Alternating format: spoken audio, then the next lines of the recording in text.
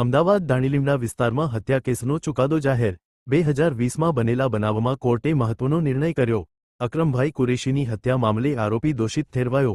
આરોપી સમીર યુનુસભાઈ કુરેશીને આજીવન કેદ સજા સાથે ₹50,000નો દંડ ફટકારાયો। નજીવી વિવાદ બાદ છરી વડે જીવલેણ હુમલો થયો। સારવાર દરમિયાન ડાઇંગ ડિક્લેરેશન મહત્વપૂર્ણ પુરાવો બન્યો। લગભગ 25 સાક્ષીઓ 30 પુરાવા કોર્ટ સમક્ષ રજૂ। સરકારી વકીલ મિનલ ભટ્ટની દલીલો અસરકારક સાબિત। ચુકાદા બાદ પીડિત પરિવારને ન્યાય મળ્યો। 2020માં દાણીલીમડામાં અકરમ નિઝામુદ્દીનની આરોપી સમીર કુરેશીએ બહુ ક્રૂરતાથી હત્યા કરી હતી। ખાલી જે ગુજરનાર છે એને એવું કીધું કે તમે આ મોડી રાત સુધી મારા ઘરે કેમ ઊભા રહો છો, મારા ઘરની સામે।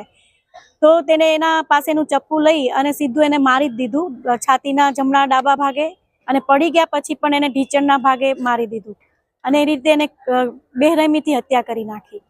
અને એ કેસમાં નજરે જોનાર સાક્ષી એના વાઇફ હતા, તેમને પણ સારી કોર્ટમાં જુબાની આપી અને ખુદ ગુજરનારે પોતે પોતાની ફરિયાદ આપેલી છે। તો એ સંજોગોમાં જે પુરાવા રજૂ થયા એમાં અમે ધારદાર દલીલ કરી અને જણાવ્યું કે જ્યારે ગુજરનાર પોતે જ ફરિયાદી આપી હોય તો એનું ડીડી સ્વરૂપે ધ્યાનમાં લેવું જરૂરી છે અને ગુજરનાર જ્યારે મરતી વખતે જે પણ કહે છે તે સત્ય બોલે છે।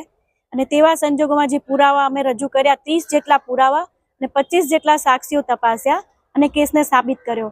નામદાર કોર્ટે અમારા દલીલોને અને પુરાવાને ધ્યાને લઈ અને આરોપીને આજીવન કેદની સજા અને જે ગુજરનારની વાઇફ છે એને વિક્ટિમ કોમ્પન્સેશન ₹50,000નું આપ્યું।